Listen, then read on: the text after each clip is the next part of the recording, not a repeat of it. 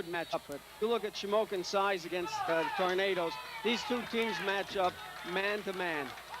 Mike Sinkovich with the opening kickoff, sails it to about the 14-yard line, taken by tackle made by 27, Van Doren, also 88, Shellhammer, and 41, Mickey Moroz. Phil Farrell was the ball carrier. Yes, he was. Of course, again, as we begin the game, Shamokin's first offensive play, it will always be, as it will be for the rest of this year, is how will Shamokin area match up with the speed at Mount Carmel area. That will determine, I believe, again, the outcome of this game. There you go, Bob, during the warm-ups. Now they have Tasker. Tasker's in at tackle now. Tasker 6'8", 330 pounds, right tackle for the Indians.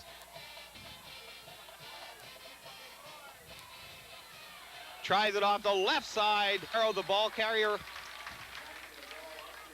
Or Nate Rhodes, Farrow, the ball carrier. Stopped on the right side over there by Daukus. Also helped out by 54, Jeff Evans. And 65, Jeremiah Brown. So basically you're telling me that this Tasker guy is in 2 different zip codes at the same time. Oh, yes, he is. My goodness, look at the size of that guy. Where do they get these? Every year they get one like that. What are they doing? Where do they get these guys at? Always have some big players. Second down, 9 yards to go for the Indians. Quick pass. Great reception by 22, Chicatano. And they're down to about the 41-yard line. Right over the head of Carcelo defending that back right. there. Yeah. No, but right over the head of Chicatano, and he caught it over the top of his helmet. Nice catch by Chicatano. Now, Chicatano's the freshman in the football game. Of course, we hadn't seen him before. The guy to watch, of course, is the quarterback. If there's anybody that has the real experience and the real savvy back there right now, and I'm not taking anything away from the rest of the backfield, but Griffiths is truly the go-to guy in this offense. He's going to have to make it all happen tonight. First down and 10 for the Indians. Tries Farrow off the left side. Daukus with the initial hit, still on his feet for a 9-yard gain. Hard running by Farrow. I think the finish-off tackle was 47, Steve Sinkovich. Shamokin facing a second down and short yardage. Now that's an inside Sally play is all that is. And that's coming right at you. That's the second time. Now, what you're going to see Farrow's not going to be the Tony Verano that we saw in the last couple of years where he has the speed and the cutting ability. Farrow's the big boy. He's going to carry the ball. He's going to run right over you to pick up that extra yardage. Tries it right up the middle of Rhodes. Big hit by number 1, Terry Meyer. Might be close to a first down, but Meyer shot in there and made a great tackle. Of course, Rhodes, that's a 230-pound fullback, folks. So you're right. He's bringing a load with him when he gets to the line of scrimmage. He's another guy you want to watch for. I mean, size-wise, these two teams match up very, very well. Yeah, they're aside from Tasker, and Tasker would be an asterisk, I think, on any line in high school football. But aside from him, they are slightly smaller, believe it or not, than Southern Columbia was. Across the line on both sides of the ball, you're going to find Shamokin area comes in a little smaller, but probably a little quicker, I think, than the Tigers did. But their backfield is also a little bit bigger, I think, than what Southern. Yes, I would definitely agree with Rhodes back there, and again with Griffiths. A little different kind of backfield. I think that you're going to see this week than you did last week. So a strong team. Shamokin area is a good football team, and Mount Carmel area needs to recognize that early on here, or they're going to be in trouble. Third down and inches. 10:45 left in the first quarter. Rhodes in the backfield out of a wing tee. Fakes it to Rhodes, was going to try throwing, now carries the ball himself and gets a first down after about a 2-yard gain. Chris Cuff in on the tackle along with 54, Jeff Evans. I don't know if that was a design play like that or if maybe he was supposed to look and see. Well, he's probably sending deep, running on a fly pattern down the sidelines. If he was open, throw the ball. If not, it's an odd pattern for short yardage, though. You wouldn't normally see that. Well, he's probably figuring he has another down. That's what I think. But I mean, you could also lose yardage pretty easily on that kind of a play. On a short yardage, sometimes you don't want to take a chance of losing 2 or 3 yards either on a sack. So far, very quick opening plays for Shamokin Indians. Chicatano comes in motion to the right side. Griffiths back to pass. Big rush from Dan Daukus. Big play at the 41-yard line, and Cuffey was there last week. Give Daukus credit this week. He was in on the charge. Well, you know, looking back on the films, if you don't watch them, those backside defensive ends are going to hurt you every time. That play was dead from the start. I mean, there was no way he was going to get away from it. Well, you're right. You know, Daukus was with a full-out sprint there, and you don't have someone protecting the backside of you. Yeah, I don't know. Now, I don't know whether that's designed to let him come free, because it didn't look like anybody was making an attempt. I mean, it seemed like he was supposed to be let run free. Now, I don't know if they thought he was going to drop off or what he was going to do, but I can't believe they designed that play. Because if they have, they don't want to run it again like that. He was there in a second. He was on top of him. Shotgun formation for the Indians. Chickatano comes in motion to the right. Snaps back to Griffiths. It's a screen pass to Farrow. Big rush from Terry Meyer, and the Red Tornado defense swarms over there. Paracella, also 26, Lentini, and 20 and number 58, Mike Sinkovich. Yeah. You watch Terry Meyer on that play. What you will find is he was keying his man the whole time, and as soon as he stopped to turn and look for the ball, Terry put out in a full-out sprint just to get there. Well, Meyer fools you. He doesn't look like he's real fast. And again, that's just looking at him. But I'll tell you what, when he closes on you, it's all over. He truly does close to the ball extremely well. Third down, 21 yards to go. Griffiths on that quick pass again, over the head of everybody, and Paracella covers very well. Fourth down and 21 yards to go. A punting situation for the Indians.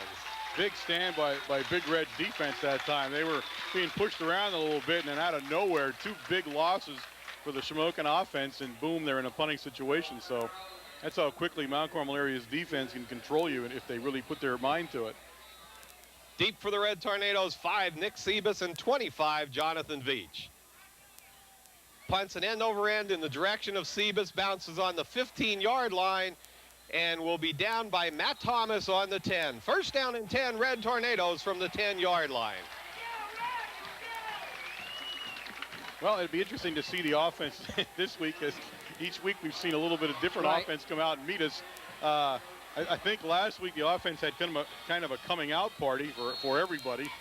We saw a lot of formations, a lot of different plays being run, and consequently tons of yardage piled up against Southern Columbia. So it'll be interesting to see what we do as we start this game off tonight. Veach and Bailey in the I formation. Veach off the right side. Nice tackle made by 44. Was it number 4? No, it's 44. 44, Mike Spears. Spearsy with a good tackle. Spears was actually questionable, I guess, for this game right up until kickoff. We hadn't known whether he was going to play or not, but he is in the lineup. And as they said at Supper Club last night, it pretty much takes, like, having your arm or leg tore off not to play in this football game. So. Well, even for Mike Spears, that would be a big loss if he didn't play. There's an excellent athlete out there. Second down, 9 yards to go. Tries Bailey up the middle, and that one is stuffed by the right tackle, number 75, in on the stop, Chris Yoder. Also 76 getting up off the bottom of the pile, Brian Carnuccio.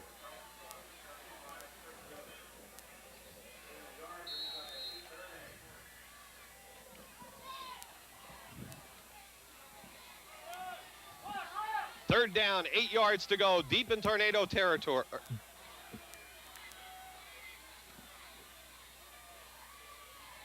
Back to pass. Looks it. Paracella, is it Paracella? Incomplete at about the 45-yard line. Fourth down and a punting situation for the Red Tornadoes.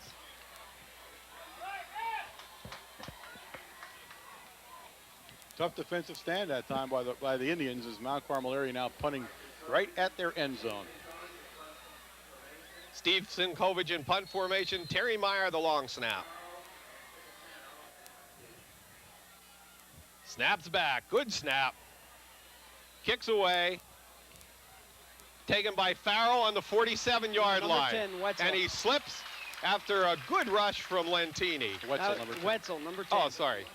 Thank you. You're welcome. You keep me straight on those Shamokin guys. He's got him. This is his one game. Let him have it. Sorry. That's okay. 7:22 left in the first, and Red Tornado defense has to dig in again. Yeah, good field position for the Indians to begin this drive at. They're sitting right outside the Mount Carmel area's 45-yard line. So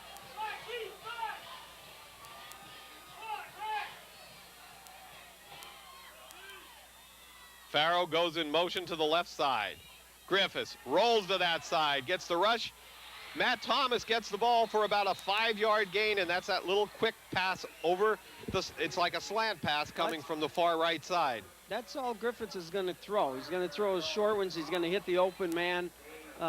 Nothing really deep unless it's obvious that it is there. But, Second down 4, Wayne.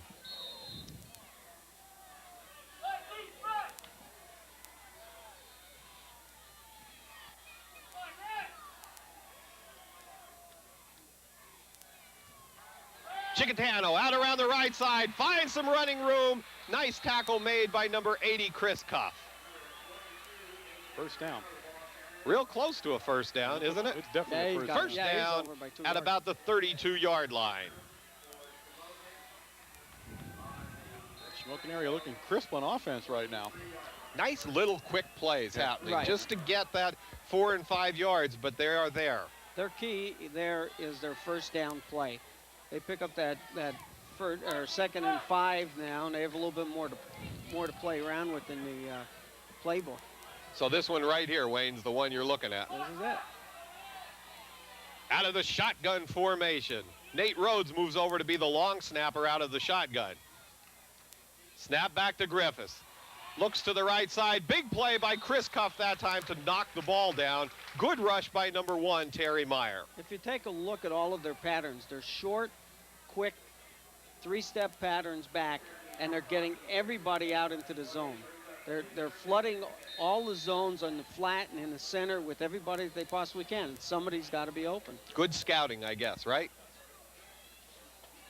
Because we've talked, the way you score on Mount Carmel or even move the ball are those quick plays. You can't take a play a long time to develop, or this defense will tear you apart. 6:04 left in the first quarter, no score. Griffiths rolls, now looks down the middle, and a big rush by the Red Tornadoes. Finished off by 47, Steve Sinkovich. Who else puts hits like that on? The hit man was in. Well, you got Mike Sinkovich in there first to break it up.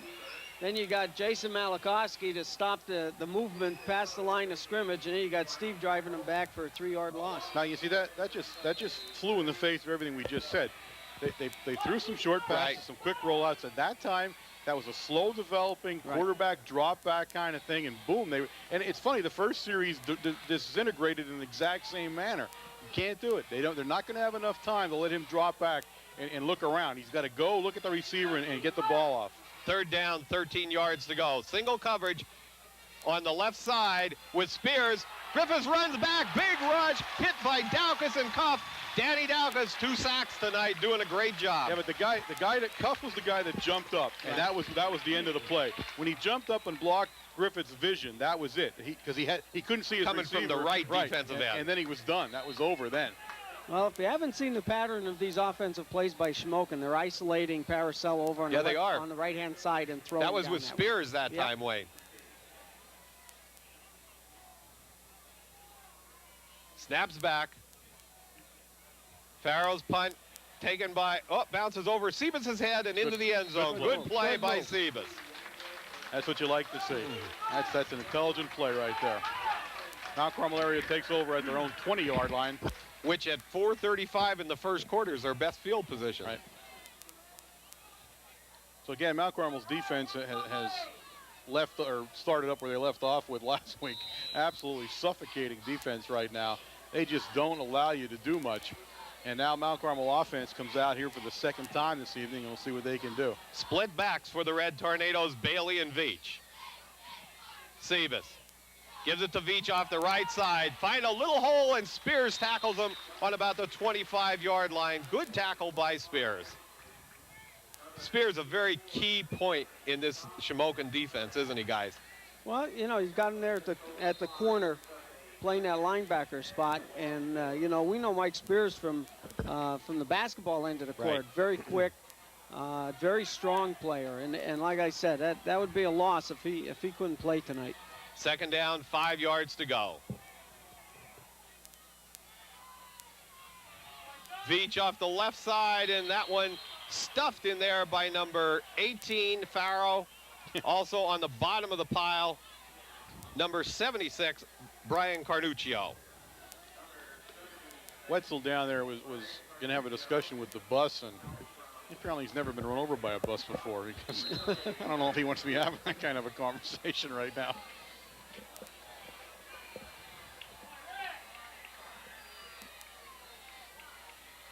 Split backs again for the Red Tornadoes.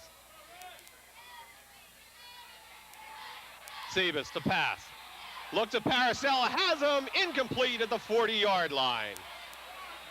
I think the problem there is Josh Stock.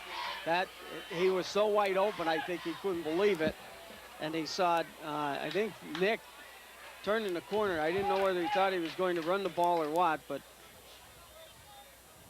he was wide open. Sinkovic in punt formation for the Red Tornadoes.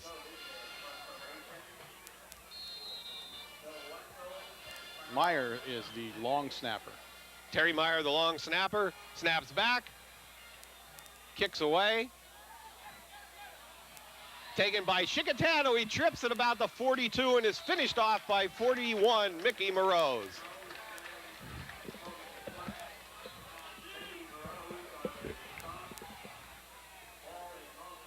First down, Indians from about the 48-yard line. No score. The annual coal bucket game, and there's no bigger traditional game than this one in the state of Pennsylvania, guys. They're talking that it may be one of the longest running trophy games in Pennsylvania right now. The bucket began being exchanged in 1951. Tries Nate Rhodes, big rush by 47, Steve Sinkovic. Finished off by 80, Chris Cuff, but boy, did Cinco come in there quick. Yeah, that can change your whole complexion right there when you get hit like that. See, I know Rhodes is a big kid, but I don't think he's going to get much utilization tonight. He's not going to have the kind of speed to move around much. It looked there that it was more of a slant rather than a straight dive type play, and he'd be more of a straight dive. Yeah, he just doesn't have that kind of speed right now. Quick pass, and again over to the right side. Oh, Chicatano over his hands there. That was a touchdown, guys. Oh, yep. Over his hands. He had one hand on that.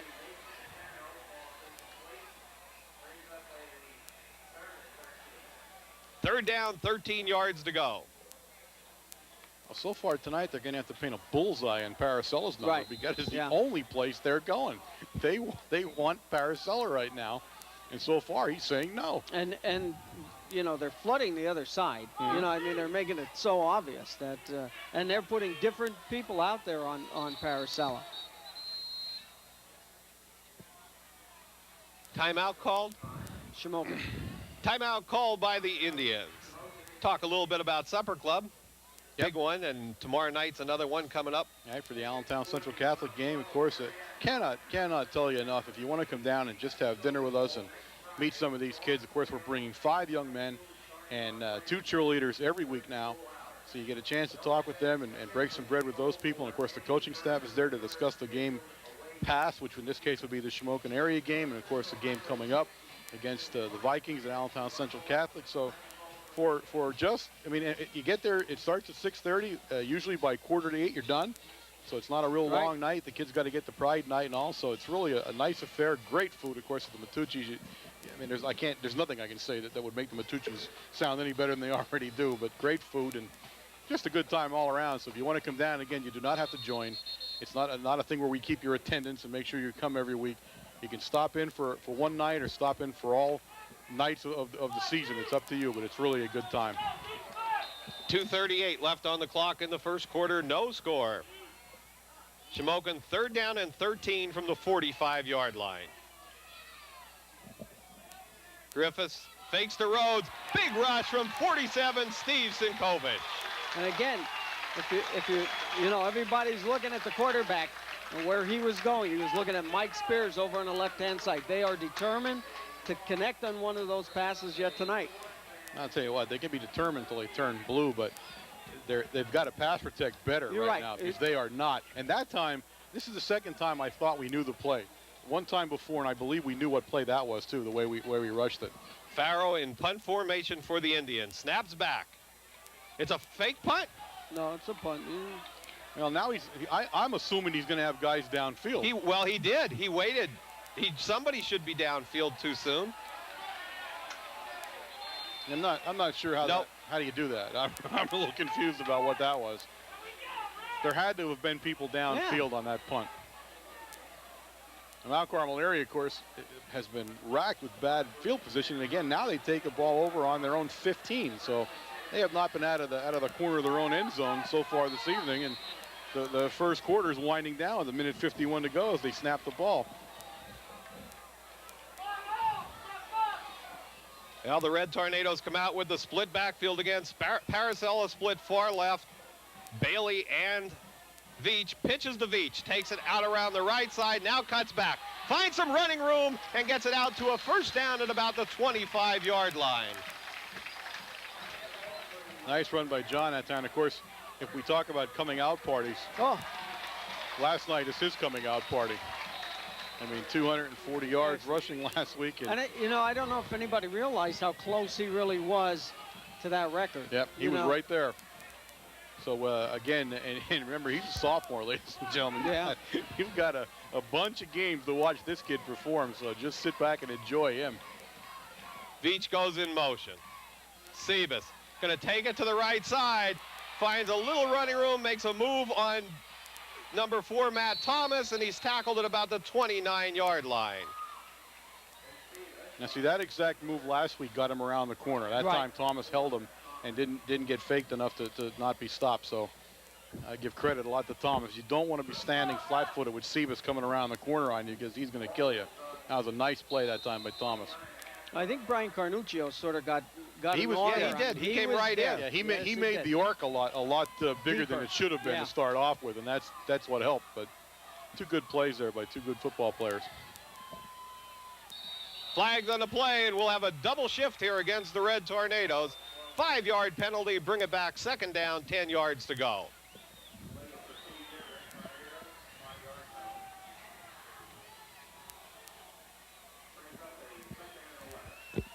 Second down, 11 yards to go. 35 seconds and counting in the first quarter. No score from the Silver Bowl.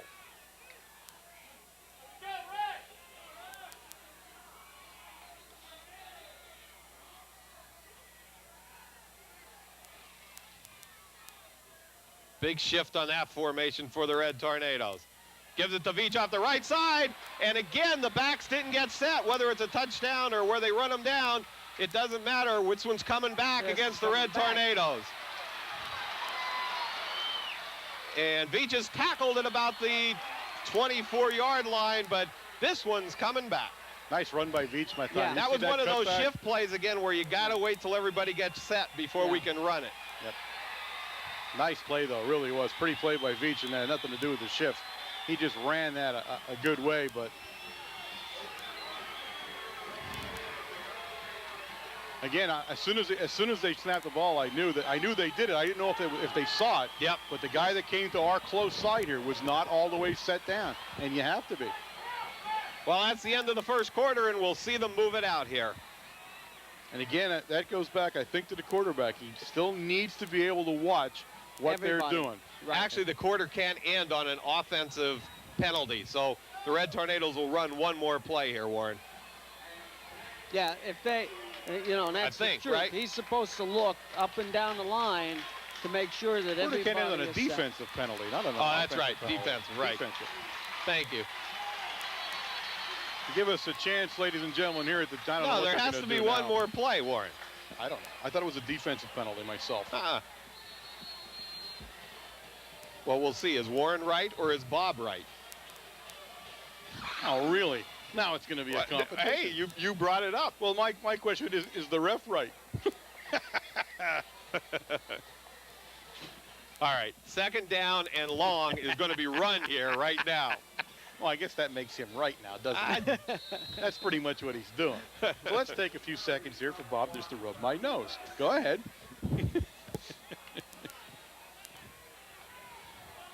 So this play is actually in limbo. In limbo. But it does count. It does count. Does count. It's in limbo on the clock.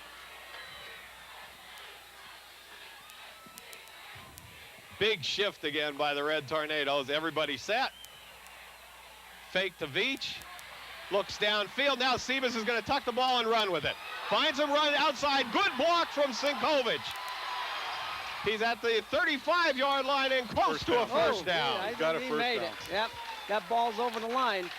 Yeah, that'll be a first down. A nice run by Sebas that time. Good block by 58 Mike Sinkovic. Yeah, everybody was paying attention to what he was doing. All right, Warren, all yours. All right. Ladies and gentlemen, we remind you that this is WKMC TV, broadcasting directly from the campus at Mount Carmel Area High School on a microwave signal WLX267. We are an instructional fixed television service, and you are catching us on a Wednesday night, 8 o'clock, channel 13 on the Service Electric Cable System. Fans at Shamokin area. This is written by the big man. I'm going to read this word for word, I'll get in trouble. WKMC has had quite a few calls concerning the replays of Shamokin area football, usually seen on our channel every Thursday evening. These tapes have been supplied by Shamokin area to WKMC TV in the past years, and of course Wayne was actually the guy who brought them to us, and then we would replay them over our microwave signal so you guys could see them. WKMC has been informed that this year Shamokin area school will be unable to supply Mount Carmel area with a video of their games for replay. This means we are unable to provide a Thursday evening broadcast of Shamokin area football. We apologize, and I know the people at Shamokin area do too, and hopefully maybe next year we can get that back on for you, but that's the reason that you are not seeing your own team on a Thursday night. Thanks, Warren. Anytime.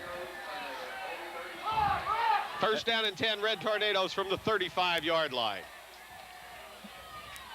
Bailey goes in motion. Fake to Veach, roll by Sebas, big rush by 75, has Bailey breaking, gets the ball on the 32-yard line, first down at the 24. Nice pass. Whoa. Bailey did a great adjustment to the ball. He really did. He started to see where it was coming from, and boom, great play. Sebas under pressure from the backside, Chris stood Yoder. his ground, and Big rush by Chris Yoder. Chris Yoder had a bullseye right on Sebas's back, and that's a little bit of maturity on Sebas's end this year that we have seen. That he waited until the very last minute before he released that ball, and he still took a big hit from Chris Yoder. Now the power backfield comes in for the Red Tornadoes. Terry Meyer, Steve Sinkovic in front of Jonathan Veach. Gives it to Veach behind the blocking of Sinkovic. Gain of about maybe a yard. 84 Dennis Kodak, 84. Nice tackle by 84.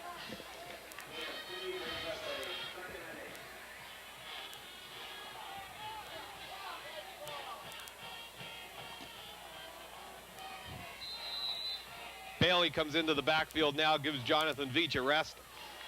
Definitely deserves it after that long run that was called. That was a great run, too. Oh, tires your legs out. Out of the power formation. Sebas fakes to Bailey, takes the ball himself. Oh, cut back outside and gets only about a 1-yard gain. Nice play that time by 70. Is it 76 or 70? Carnuccio? Yeah, Carnuccio made the play, made him cut back outside. Yeah. And stayed his ground that time, took on the block by Sinkovic. That was a good block by Sinkovic, but he played through it and really got Sebas tangled up and brought him down. That was a nice play that time by the big man. If you watch there, I don't know whether Phil Farrow is keying on Nick Sebas, but he mirrored him all the way across the line of scrimmage and then filled the hole. Mm-hmm. They're going to flood the pattern this time, guys. You got Nick Chesney coming out to the right, Paracel to the left, power backs to the right side of the Red Tornado offense. No backs in the backfield. Looks at Paracella on the left, in and out of his hands in the end zone. Nice play that time. Paracella had the man beat right at the goal line. He got past him. And they're going to watch for Chesney here too. Nobody covered Nick Chesney going to the right side of the end zone. Yeah, what you saw there is that Paracella, as he got by the defender there, the defender turned around, he rotated, and he never saw the ball coming. Nice pass. Fourth down, 9 yards to go. That was a pretty pass that time. I'll tell you what, there's 3 plays right there that Nick has put that ball right on the money. Chesney stays in and takes the tight end position right now. Fourth down, 9 yards to go. Sebas back to pass. Big rush. Looks at Veach, but they only gets 1 yard on the play. Shamokin takes over, first down and 10. And little fisticuff going on. No flags called. 9:53 left in the first half, and the longer the Indians stay in it, the more this game will become a tight one, Wayne. As usual, and you know, Warner's right. You throw all the records out. When this game comes around, you don't care what anybody did up to that point. This is a tough game. This bucket means a lot to everybody, you know, in both communities.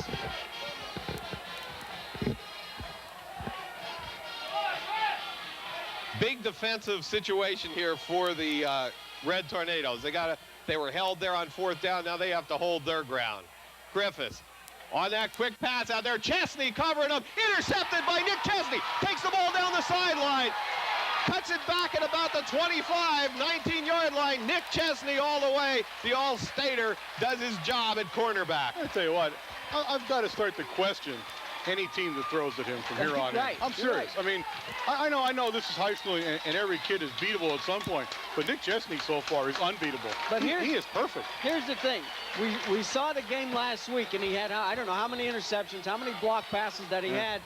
And you're running a good pattern on the opposite side of the field. And now all of a sudden you throw it over there. And he looks so awkward turning his body to catch that ball, and he comes up with it every time.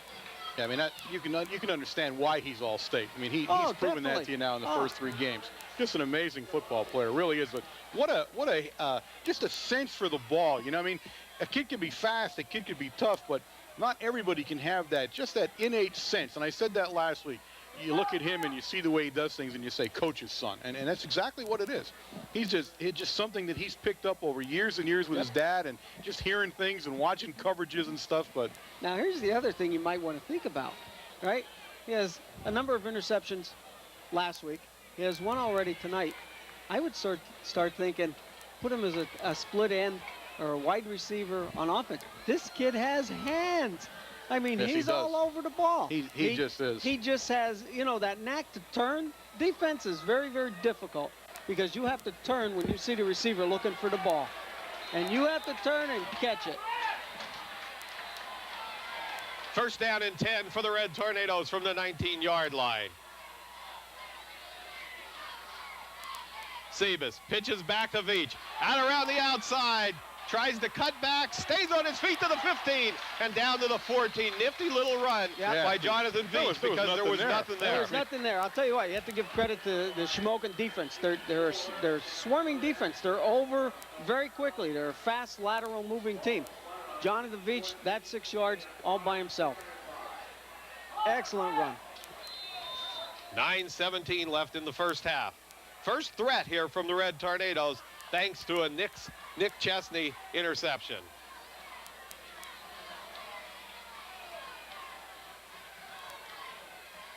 Veach off the left side to about the 8-yard line. Big hit. Phil Farrell. Farrell was on the hit. Yeah, somebody, 84 have him? 84 yeah, 84 was the other guy there. Kodak, but Phil Farrell put a hit on him. Kodak's playing a pretty tough game, too. We're seeing his numbers show up on almost every defensive play, so he's having a big first half anyway here. Third down, 1 yard to go. The power backs come into the I formation for the Red Tornadoes.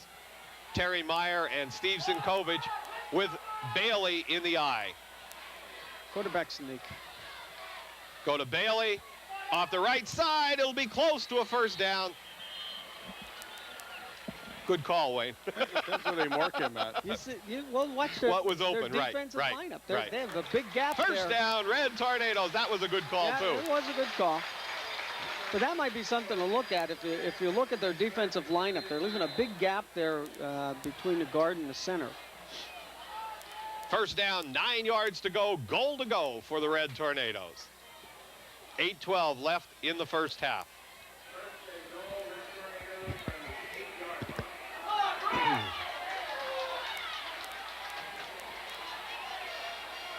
Bailey and Veach in the eye. Veach off the right side, and you're right, Wayne. They came in. Oh, that's going to be a late hit on the head, I think. I don't know what that was. I don't know what we were thinking about on that one. Yeah, it's been a few times a little late hit. Right. It's been close. It's been on the edge. Right. But they got caught this time. Yeah, that was unfair. I mean, this is just such a big game. They're already pinned down there. Right. Got to use your head. You got to do that.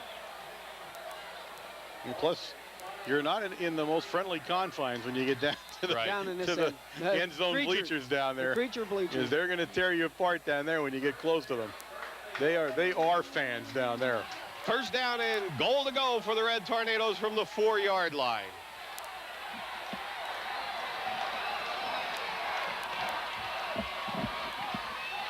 Bailey off the left side, no gain.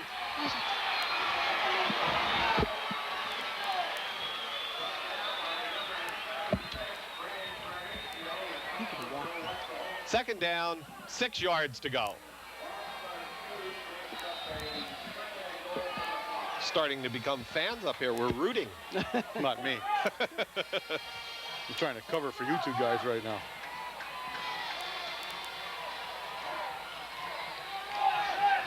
Second and 5 for Big Red.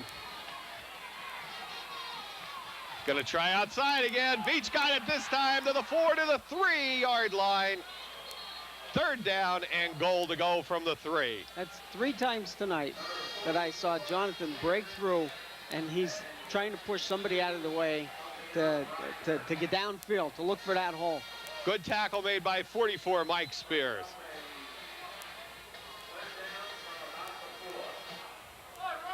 Seeing some really good outside containment right now from the Indians. I said they have very, very quick lateral movement here. Their linebackers. Well, plus they're lined up out there too. That's helping. Right, yeah. Now this probably is going to the left. You want to try to center this ball. Veach to the left, and it only goes for 1 yard. Fourth down and goal to go. What a stand by the Indians here. Timeout, Big Red. Yep. Well, now you got a double-edged sword going here now. One, if you get stopped, you don't get any points. But 2, you get stopped. It is one big mow for the Indians, and they're already pretty well riled up over there. They're on the warpath as we speak over on that side of the field. So Coach Whitey wants to make sure everything's going to be exactly the way he wants it on this 4th down play. He tried to get into the end zone. Well, we went right, left, right. No, we went left, right, left. Okay. So they'll work on a play here. I think we're going up the middle, to tell you the truth. They're tough on the outside, plus they're overplaying the outside. Yeah, right. That's exactly what's happening, but sooner or later that's going to come back to haunt you in the middle. 5:59 left in the first half. No score from the Silver Bowl. The battle for the coal bucket. And so far, everything has been the way it was hyped up to be through this whole week. Nobody understands that out of this area, though. Nobody out of this area understands that it doesn't matter what the records are. It doesn't matter who's ranked where. This is a big game in this area, whether it's played on Thanksgiving or whether it's played the 3rd game of the year, as some papers have gone to say it doesn't mean as much on Thanksgiving. Sebas rolls to his right. He's going to take it in himself. Touchdown, Nick Sebas and the Red Tornadoes. Now, there's speed in the play there. Now, they defended it well, but they're trying to pay attention to a lot of things, and you give him one step, and that's all he needed was a step to the outside, and boom, he was gone. Nice blocking, nice field blocking to his side, but still, that's extra step does it every time. And again, what they were looking for was the short pass out into the corner someplace, and you know, you're not keying on the quarterback, and he had no one in front of him. Yeah. Mike Sinkovich in to attempt the extra point. Snaps back from Else to Paracella. It's down, the kick's up, and it's good. With 5:53 left in the first half, the score, the Red Tornadoes 7, the Indians nothing. Now, that's how you win big games. You got to capitalize on a Shamokin area mistake, and of course the big interception by Chesney sets up Mount Carmel area in their best field position tonight, and they capitalize and put 7 points on the board. And that sometimes is how a game like this is going to be won.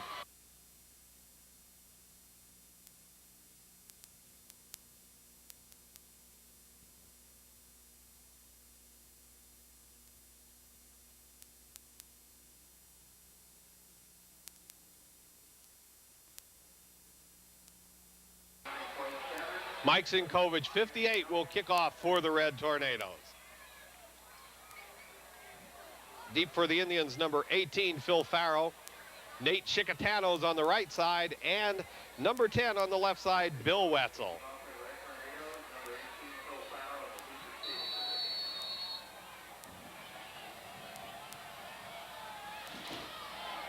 High kick. Good hang time taken by Farrow on the 4-yard line. Cuts it back to the right side. Paracella with the open field tackle at the 21-yard line. Would help from Ronnie Lentini. And Ronnie Lentini in there. See, that's that excellent kick. Mike either has worked on that this summer or something. Really has it going up, doesn't he? Yes, that hang time gives your team, even though they're blocked, you're now downfield and you have more guys downfield to protect to the outside.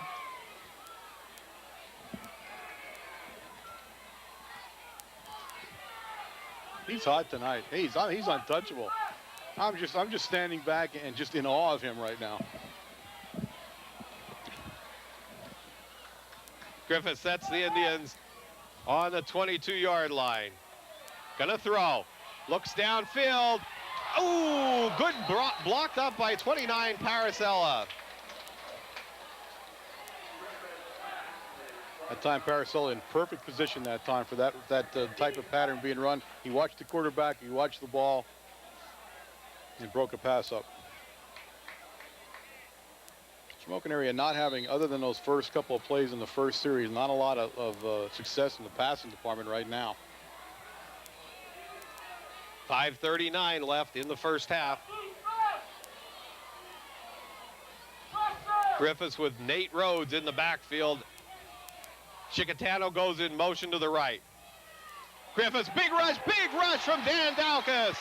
What a hit by Daukus, and you have to give him credit tonight. That's 3 for Daukus. He's playing a game tonight, Warren. They've got to do something, though. They're going to get him hurt. Yeah, I don't know what the play is, but it's not the play they should be using. I mean, it's out. You can't let him come free.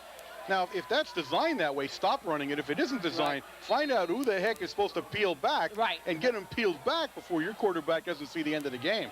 No, you can't take blindside hits like that. It just can't happen. And they actually pull the back that possibly could block him. So they're moving the back to the right side. I would be very concerned about running that play again. Very concerned if I was Shamokin area.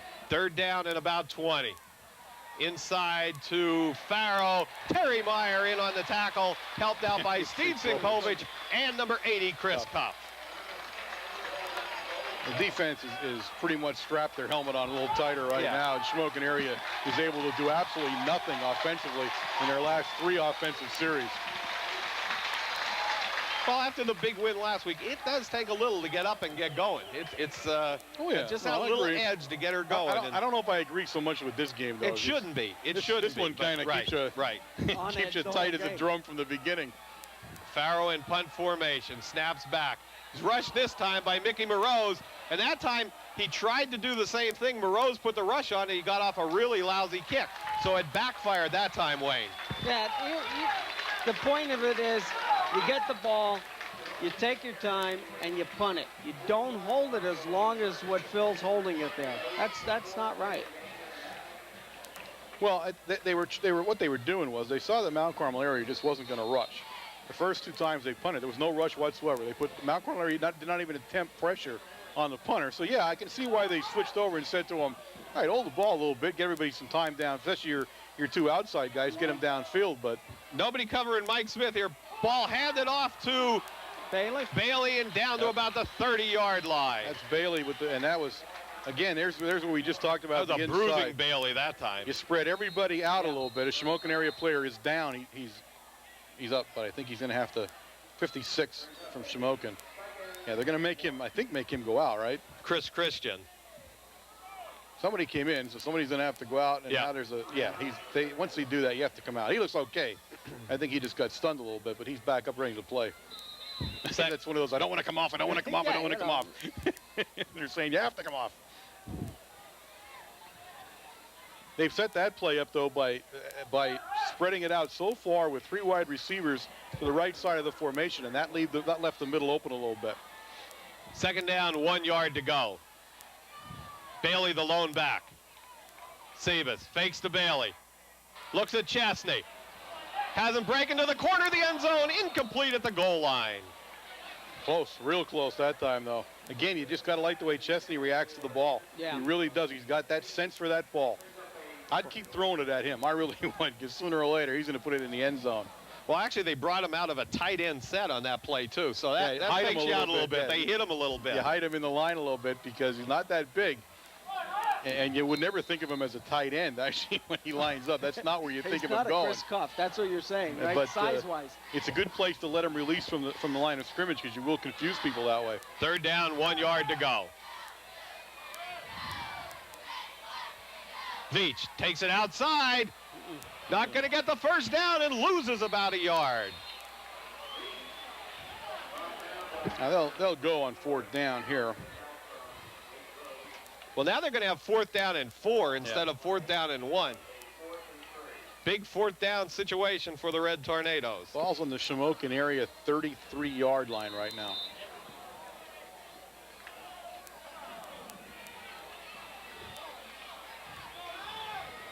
Little hand signals coming there for you, Warren. Did you see that? I saw it. This will be an interesting call here.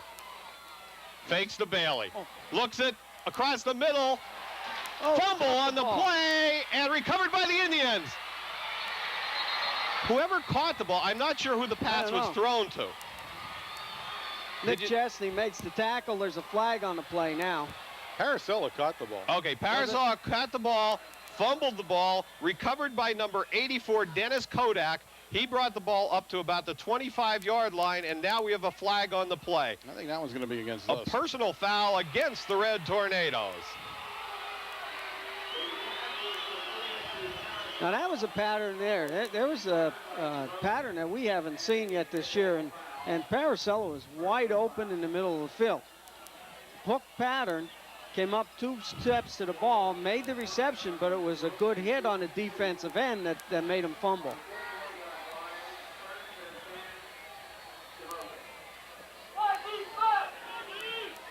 First down and 10 from the 41-yard line, and the Indians still in this ball game. 2:41 left in the first half. Can put another one up. One up here.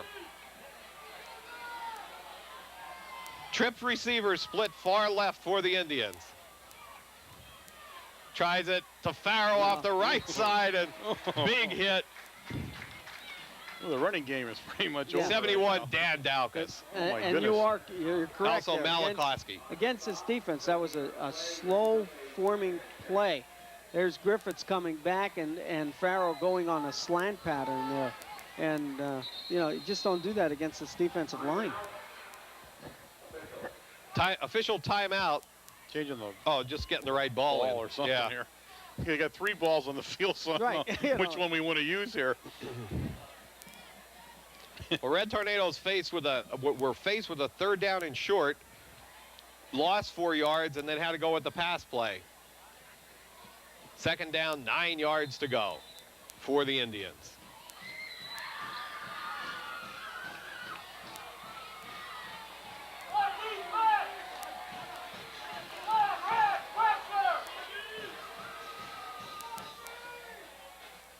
Griffiths, big rush by 58, Mike Sinkovich. Yeah. What was that going to be? The option, or was he just a busted I think play? it was a handoff and the runner wasn't there, right, Wade? It looked like a dive play down the left off guard and tackle, and there was nobody there.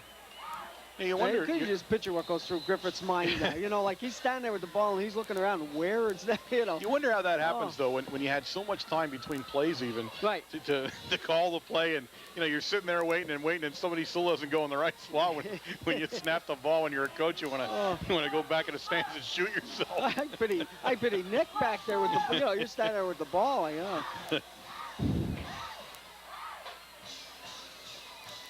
I think it was a quarterback sneak. That's exactly what it was. That's not a good call when Jeff Dog Evans is right there on your center.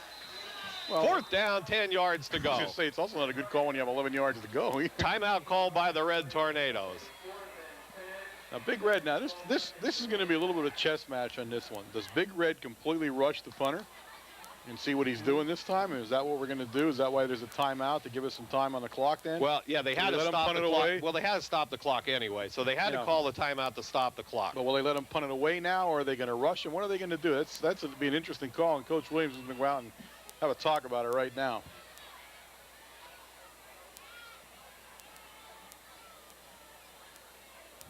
Seven-0 game, but the game's complexion, I think, has physically changed over a period of the 2 quarters, where Shamokin area now is floundering on offense. They are not putting any offense on the field right now. And again, I think that's a function of a fantastic defense. Now, you know, we've talked about defenses year in and year out, but again, in my recollection, and I have seen many good defenses, this one here might be the best. I mean, it's really something to watch out here. Farrow in the punt, but the big rush doesn't look like it's on, Warren.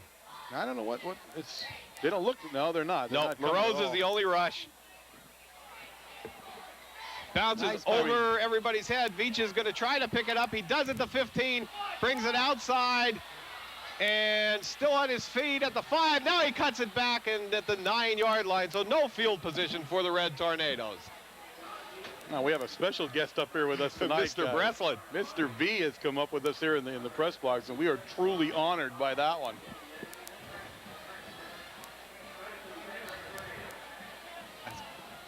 That's 57 seconds left on the clock.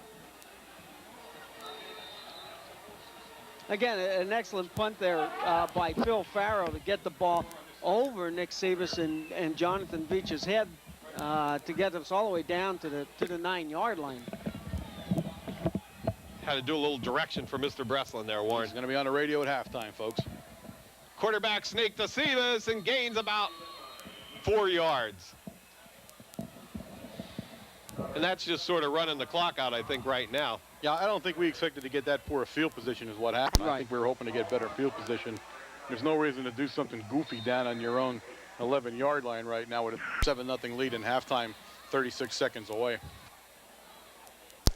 All in all, Shamokin area has got to be pretty pleased with the way this half has ended, although I do think they need to go in at halftime and talk a little bit about offense. Defensively, they're playing a solid football game. Yes, they are. They're really Very doing good. all the things you need to do. But offensively, they're struggling right now. Bailey off the right side, out to about the 23-yard line. First down and 10 Red Tornadoes. 16 seconds left in the first half. And they were down, if you remember back in the first quarter, they were down in striking distance 2 or 3 times when they got the ball. I don't believe we're going to get another playoff here. There's 6 seconds left here. We're not in any hurry, so I think it's going to end right here. And somebody called the timeout. It was us with 2 minutes, 2.9 seconds left on the clock, and I'm not sure why we did that. Want it? I'm not sure where we were heading with this one. But you know, when if you're a defensive coach, you see the white guy call timeout. What is he doing? What is he doing? You gotta get worried. We're ready. He may have had something sketched on that blank piece of paper and decides to use it right now. I think he saw him drawn in the grass on the sideline, you know. Of course, we have our usual home game attraction coming up for you folks. Jose Gonzalez will be down on the field, and as soon as he compiles the statistics, he will give them to us right from the field, as is our home game tradition now. So look forward to that at halftime, and then again, of course, a big second half. But now we're going to look forward to just exactly what the heck it is we're going to do right now. Now you might see everybody going deep. Well, we got Mike Smith in there and Paracel on the other side.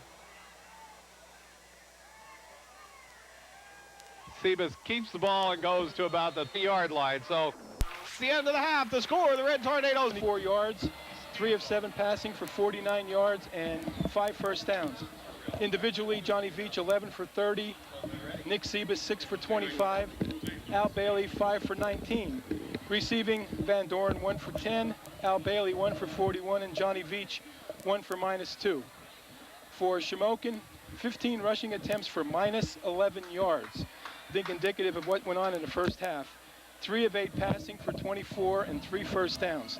Not a bad first half at all, guys. No, interesting. And what we said here, Jose, you can throw any records out because it's Shamokin Mount Carmel. You're right. And this is what you expect of a Shamokin Mount Carmel game. You're right, but don't you guys just feel it's just going to happen like it's just right there waiting to happen. Yeah, That's like the feeling I'm getting down here. Yeah. It's just a matter of something just, just taking place now. I agree with you. I mean, I think offensively Shamokin's hurting, and they really are. But I think defensively they're tough, but it's only a matter of time the way it looks. Yeah, somebody's going to break loose here. Very physical, though. Good test for us. I think this is a great football game. Yeah, that's right. It's what this rivalry is all about and what it has been for 100 years. We agree. Great. I'll see you guys. I want to get ready. Okay. Thanks, pal. Right. Jose Gonzalo on the sideline of the Silver Bowl. He was doing his speed statistics. I don't know where he was for most of the half. He wasn't down on the bench. I don't know what happened to him. No, he was in the. I He think had me he nervous went there back for a in the second. field house with the team. That's where he was at. We look at the captains coming out, and 44 Spears is hurt, Wayne. He's limping pretty good coming out. So he's playing a heck of a game, though. We've seen him in on quite a few tackles. Has done a real nice job. Well, offensively, it's his speed. I'll tell you what, that they would surely miss there. You take a look at some of those pass patterns down the sidelines, the fly patterns. He's out there and he's open. That would be difficult for them defensively, especially if he's not there, because we did call his number out quite a few times in that first half. Tornadoes will receive the start the second half, and I sure as heck hope, and I think that people will, from this sideline in particular, would like to see the Red Tornadoes with a nice drive here. Oh, yeah. Yeah, 7 points. Especially to start exactly that second half, right? 7 points isn't a comfort level against Samokin area, that's for sure. And again, you got that feeling that Mount Carmel's offense was just one click away from banging it in all the time. I mean, there was so many opportunities there we just didn't capitalize on the way we normally do. So I'm not that worried about it. I think the hitting, and Jose hit on that a little bit, the hitting is vicious out there. Shamokin area came to play. I mean, it's a real physical football game, and we had probably not seen that so far this year. So that's a little bit new for us to get banged around like they're doing. But I said the key to anything that happens here in the second half, I still believe is in the Indians' hands, and it's in their offensive hands. They're not running a lot of plays. They're kind of, and we had talked to some people at halftime, and it was called vanilla on the offense. They need to do something differently offensively to get the ball moving, or they're going to. It could be a 7-0 game, and they're not going to challenge the end zone. So. I think the playbook, I guess, over there sort of looked upon isolating one person out there on the sidelines and hitting him. Jeremy Haddock, the side swipe kicker, sends one down. Going to be taken by Bailey on about the 10-yard line. Finds some room right up the middle, breaks it loose, one man the beat, and he gets down to about he's still on his feet to the 36-yard line. Great run back by Al Bailey. Good blocking by the interior line of the Red Tornadoes there. Yeah, but Bailey was truly amazing. You see that burst of speed, Wayne, when he gets it on? What did we say 3 weeks ago when we were reading the statistics out of the football book? Bailey's 40-yard dash speed, and it proved it right. It showed it right there. As soon as he got through that hole, you could see that burst of speed for 20 yards. I mean, folks, you just watched the Mount Carmel area fullback return that. I mean, well, when do you see that happen? Bailey goes in motion to the right. To Veach. Big play by 78 from the Indians. Flags up, face mask. Jonesy. And that was a good play. That's as high as I'm going to see a flag fly in my whole lifetime. He looks like he was winging it into the moon. Bring some rain with it, huh? That'll be a face mask penalty on Shamokin area.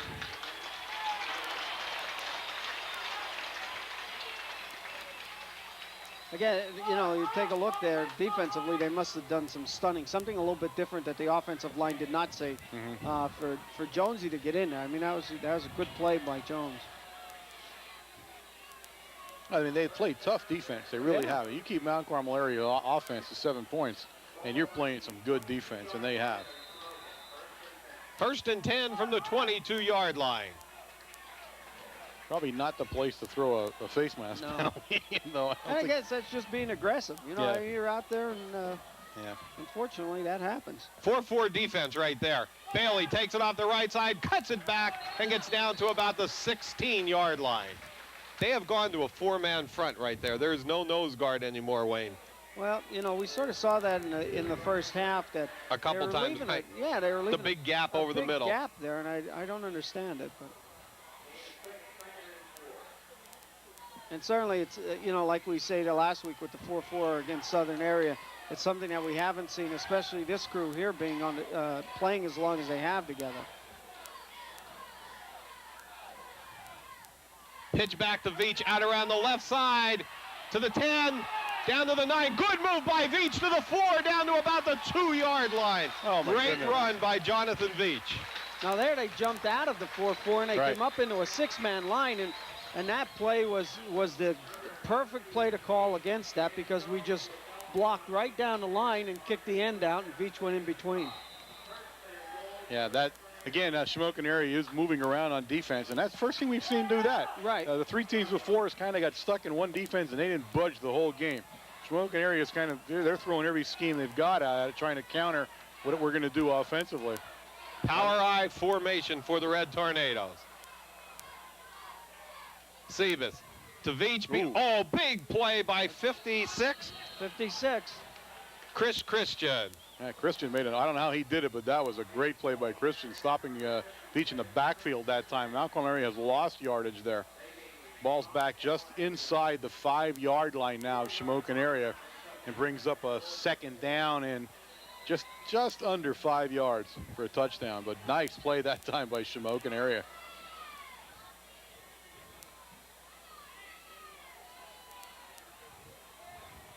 Christian lining up at like a cornerback spot right now, coming outside linebacker. Quarterback sneak to about the 1-yard line. They do that again, it's a touchdown, guys, right? Well, that's, yeah, I think that's predicated on where Shamokin area is lining up the nose guard and what they're doing there. I think Mount Carmel area is reading that as they get to it. Now you're 3rd and 1. I'll tell you what, this has probably been the toughest touchdowns inside the 5-yard line we've seen all year. Shamokin area just doesn't want to budge. They're going to try the power I formation here for the Red Tornadoes. Again, it looks like it's open there. Going to go to Veach behind a power touchdown, Red Tornadoes, and that time he stayed right in the middle and it was there. But Good run. I mean, it was just a giant hole open up that time. They really pounded Shamokin off the ball, and he had just waltzed into the end zone.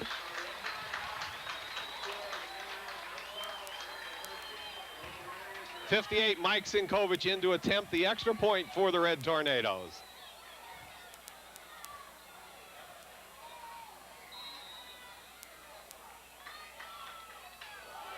.75 John Els with the long snap, and 29 Josh Paracella will be the holder.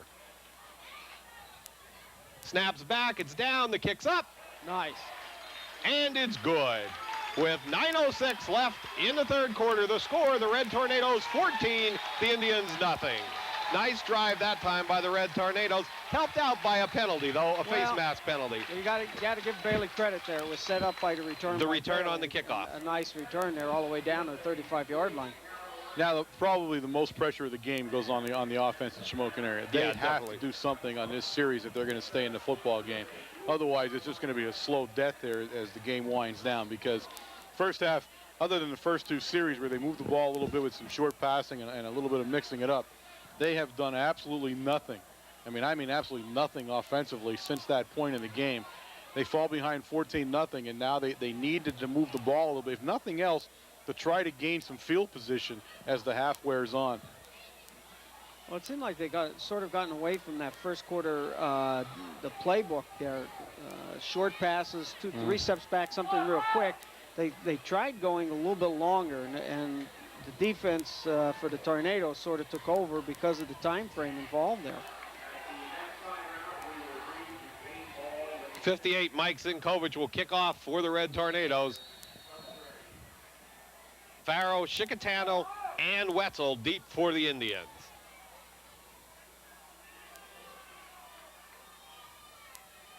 Nice high kick again from Sinkovich, taken by Farrow on the 5-yard line. Finds a hole. Now Farrow's off to the races, down the sidelines, and knocked out of bounds by Veach. 25, Jonathan Veach. Veach was the safety valve.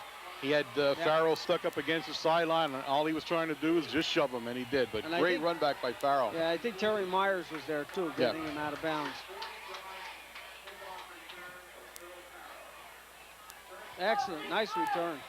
I think Veach was a safety valve Yeah. there, Yeah, too. I think he stayed back, right? He was standing back there. I said he got himself right up against the sideline, and Farrell had nowhere. It was either going to go over him or he was going out of bounds, and you know he's not going over him. 8:57 left in the third quarter. Wetzel split far right.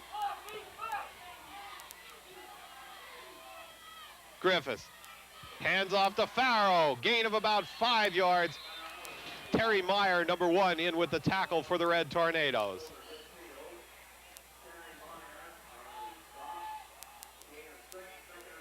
Second down, 4 yards to go.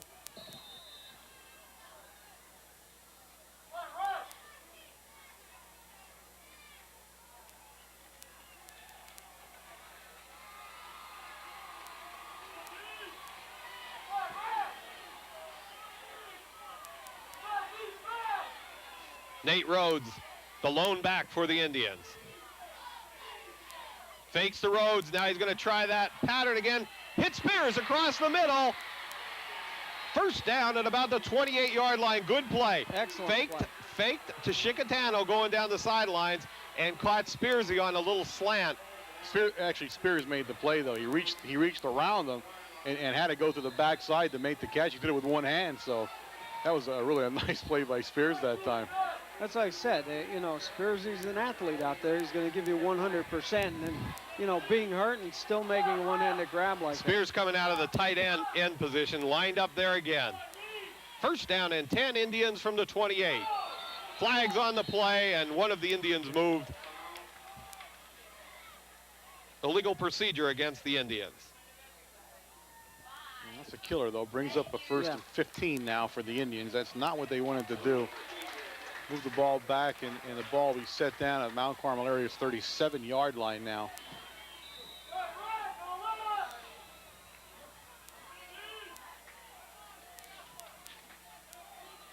Wetzel split far right. Chicatano again split left. Rhodes in the backfield, the lone back. Looking at Chicatano going down the sideline. Good play by Paracella to break that one up at about the 10-yard line. Play that time by Paracella. That's the way to do it. I mean, he stayed with them right down. He saw the ball. When the ball got close, he went for it. Perfect play. And again, they're just intent on that play. I don't know what it is they've seen in films or whatever, but they are just going to keep running that play all night. You go back to 3 years ago, I guess it was, down at Shamokin with Paulie Yost. They ran trips. They isolate it until they broke it. Griffiths tries Farrow up the middle. Jeff Evans in there, Malachowski in there, 58 Mike Sinkovich in there, and 1 Terry Meyer. Good gang tackling by the interior of the Red Tornado defense. It's 3rd and 15 now, and again, that penalty hurt. It really did. Yes, It changed things. And I believe they're probably going to go on 4th down here either way.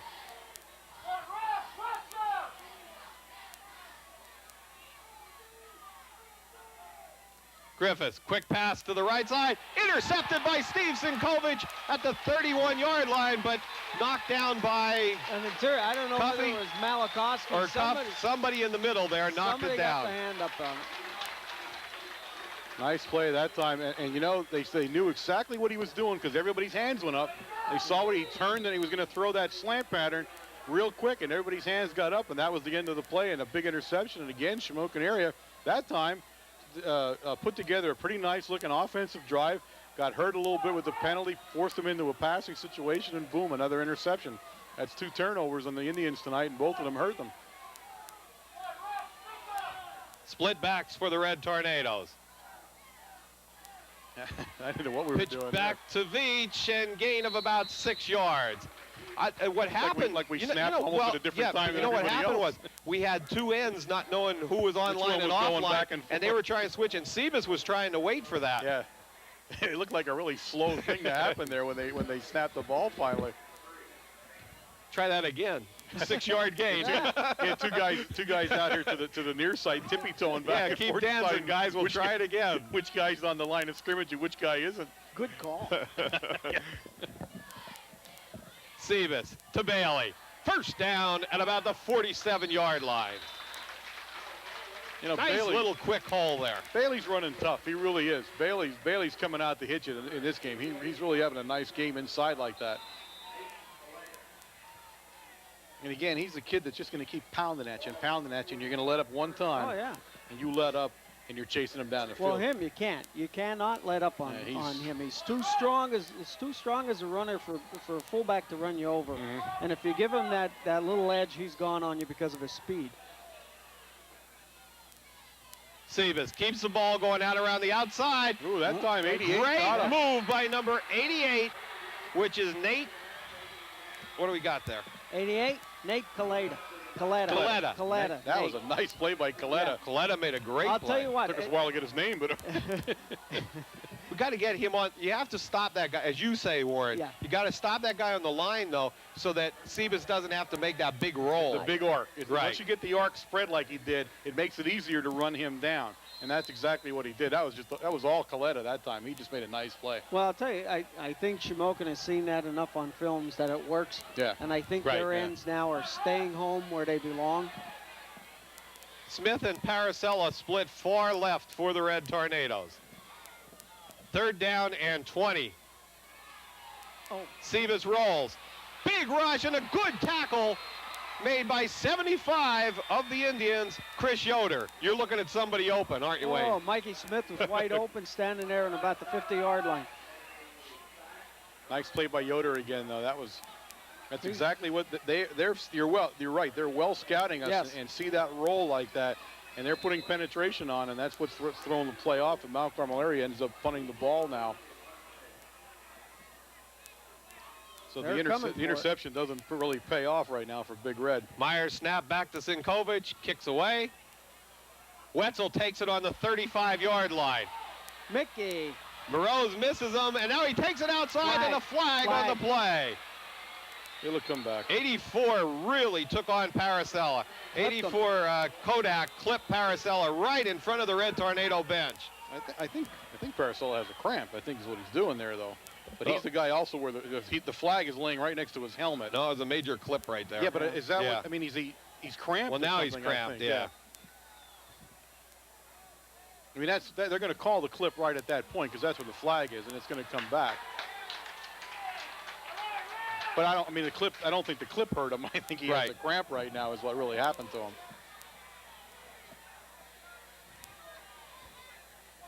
So they're doing the usual cramp routine, which is grab your toes and yank or push, depending on which way it goes. As you scream in your helmet. So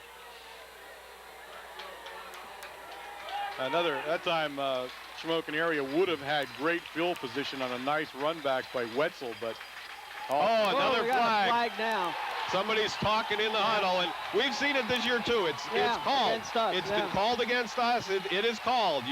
I'll be truthful with you. It's the one rule I like. Yep, keep your mouth shut and play the game, and that goes for both sides. That's discipline. We've had it. We know. We've learned. Yeah. The Red Tornadoes had a couple calls, so. And we had quite a few. Really, now Shamokin area wisely calls the timeout. Their coach Chicatano, I guess, is that Chicatano there? Yeah, he's over talking about what's going on. But wisely calls the timeout, gets in there, says to his guys, let's focus back on football. But those penalties just killed them. I mean, this drive is now starting back. And they had good field position. I got the ball's on a 28-yard line right now of Shamokin area, so.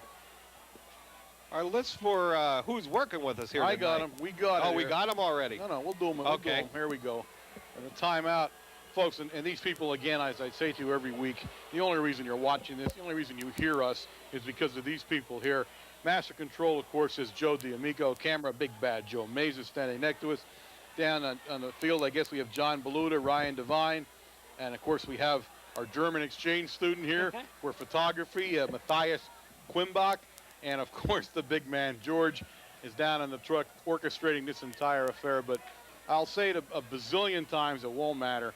These kids are truly what makes this thing happen. The level of expertise and technical know-how that goes into a first-class production like this is unmatched. And believe me, we have nothing to do with it. And don't forget. The only thing we try not to do is get electrocuted by the headsets by doing something dumb. I mean, that's our biggest job up here. So don't I can't forget say enough. In the morning announcements, 7:30. We talked about that from Southern at the last game at 7:30. You can tune in to Channel 13.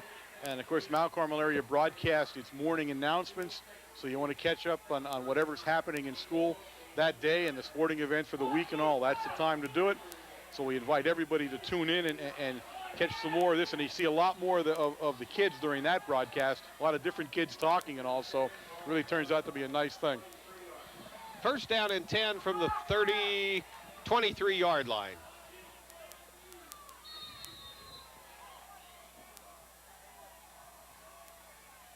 Pitch back to Farrell, trying to take it outside. Steve Sinkovich grabs him by the back of the shoulder pads and brings him down at the 27-yard line. That's pure football there from a linebacker. You see that? Yep. I mean, he saw what was happening. He shoots the gap, gets around, and reaches his hand out. Once he gets his big claw on you, boom, it's over.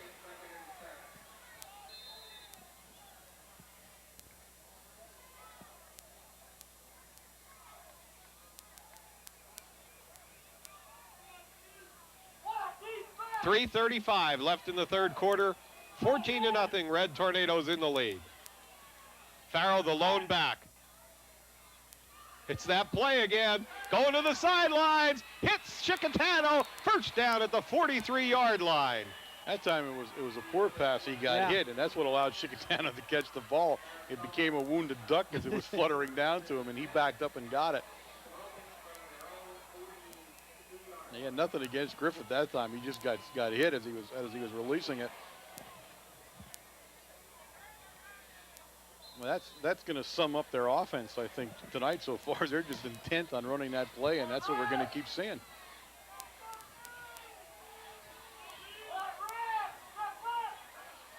First down and 10 from the 43. Tries Rhodes up the middle. Gain of about 2 yards. Nope, still on his feet. First down. I don't know how he got up. First down at about the 48-yard line. I don't think he ever went down. There was enough red shirts there that he just laid on top of them. A good second effort by Rhodes that time. That's what you want. Keep the legs turning. Terry Meyer took a pretty good shot on that one. Yeah, Meyer's going to come out of the game. I'll tell you what, Terry met him right on the line. He filled the gap, and he made him right on the line. Good play. Bailey goes in a linebacker for Meyer as he comes out, and he's going to take a breather. First down and 10 in Red Tornado territory at the 46-yard line. Tried Farrow. Big rush from the Red Tornadoes. Bailey in there. Steve Sinkovich in there. Also 54, Jeff Evans. Oh, that time Farrow ran into 3 members of his own line and were already pushed back into the backfield. Not much of a line surge that time by the Indians, and that play was dead from the start. Second down, 14 yards to go. 2 minutes left in the third quarter. And it seems like every series this happens to them. They get back into a long yardage situation on second and third down, and it kind of changes what they're trying to do. They're doing some work on Chris Cuff on the bench, too. He has not been in for this series. 41, Mickey Moroz is in a defensive end. You have the guided missile in a defensive end right now. Griffiths, back to pass. Rush from Daukus. Looks over the middle. And Chesney tripped, but they're going to call interference. He was actually pushed by the Shamokin player. I think this could be against Shamokin. That's who it is against, I believe. They're calling it against Shamokin area. Yeah, I saw Chesney go down, and he was in position for the ball. Right. Yes, it is. Yeah, I wondered how he was going to get called for that if that's what were to happen. He gave him a shove in the back. Yeah. If you watch it and you can see it, he gave him a shove in the back. I mean, almost, you don't see it very often, defensive interference like that. And I wondered when he threw the flag where he was going with it. Because, I mean, Chesney's the guy on the ground when it ended up. So a nice call by the ref that time. If you're from Mount Carmel, if you're Shamokin, you're going to question that thing. And I think they are I all think they may be questioning that, yes. But I think there's a loss of down on that, too, right? Third down? Mm-hmm. Yes, there is. Not so far, there isn't. Yes, it is. No, yeah, it was second. Now it's third, right? It's going to come. Well, the scoreboard's still showing second, but it's third on the sideline. Third down, 28 yards to go for the Indians. In fact, the score yard refuses to make it third down. Going to try that pass to Chickatano. This time, too, Chesney was over there, and he threw it out of bounds. See, that time, now there you saw a case of where he couldn't see the receiver at all. He was just trying to pick a spot because he dropped back 2 steps and he threw the ball. It wasn't aimed at anybody. He was hoping Chickatano was going to be close to it. And that's not going to happen very often, you know what I mean? And again, the rush is so hard and the hands are up, he's just having trouble seeing where to throw at. I'll tell you what, you know, you look at this defensive line and look at how, not only the size, but you look how tall this defensive line is. It has to be very difficult for a quarterback to look over the line, especially anything over the middle. Oh, bad snap back, but no rush on. Farrow gets the kick away. Oh, bounces in between Veach and Sebas, and they're having a rough time deciding who's taking the ball tonight. See, I think we need to put some pressure on Farrow as he's kicking. Right, because the rush gets down there too quick, right? Right. And what you have there are two guys looking at the defense coming down, and you're saying, are you going to get the ball or am I going to get the ball? Where I think if we put a little pressure on him and let Phil kick it sooner, I think you're not going to have that problem. Near the end of the third quarter, ball sitting on the Mount Carmel area 18-yard line. Split backs for the Red Tornadoes. Tries Bailey. Up to about the 21-yard line. In on the tackle, 56, Chris Christian. And also 76, Carnuccio.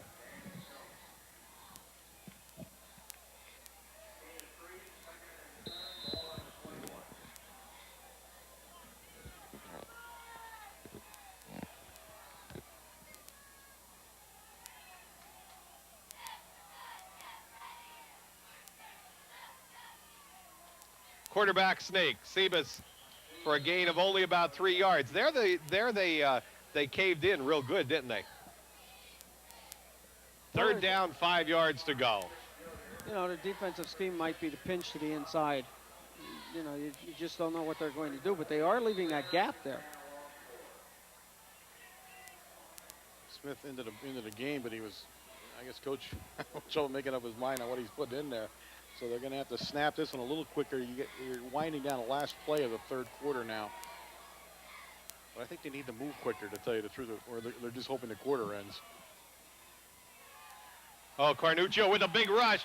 Sebas tried to put a move on him. Down on the 11 and finished off by number 72, Brian Drust.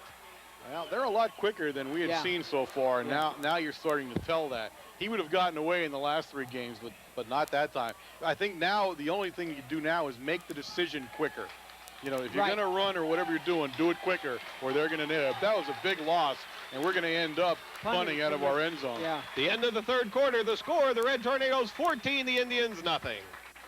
Again, we take a moment to remind you, ladies and gentlemen, this is WKMC TV, broadcasting to you directly from the Mount Carmel Area High School campus on a microwave signal of WLX267. We are an instructional fixed television service, and you catch us every Wednesday night, 8 o'clock, channel 13, on the Service Electric Cable System.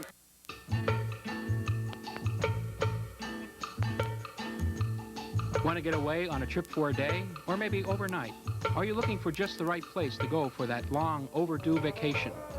Pick up the phone and call 373-1525 or dial 1-800-332-8556 and make your arrangements with King Cole Travel. Better yet, why not drop in? King Cole is located on Route 61 between Mount Carmel and Culpmont. Their courteous staff will provide you with personal attention. While you are there, pick up one of King Cole's travel brochures. Make your choice, and you are on your way by motor coach, plane, or boat.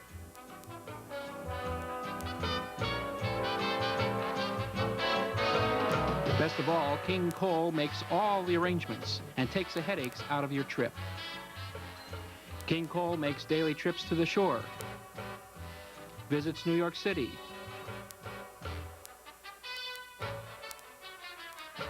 takes you to Broadway shows, visits our nation's capital,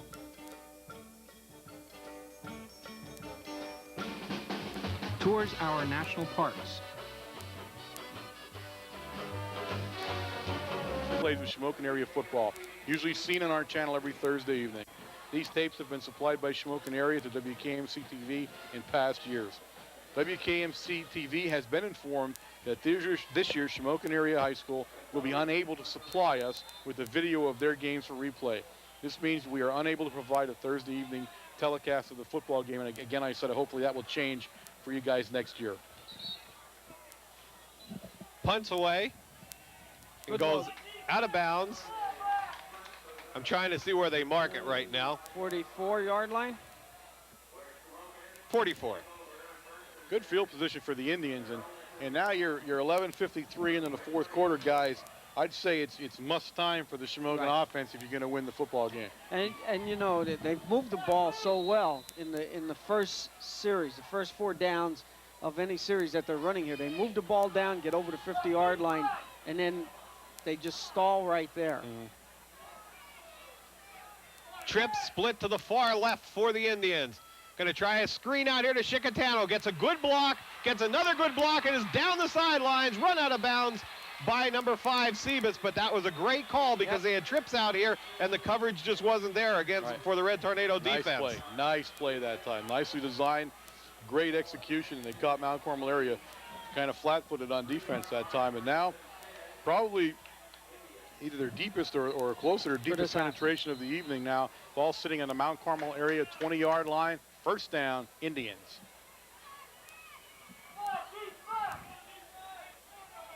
Now, this is usually the spot that the Indians have shot themselves in the past in this game, so we'll need to see what they decide to do in offense here for this series.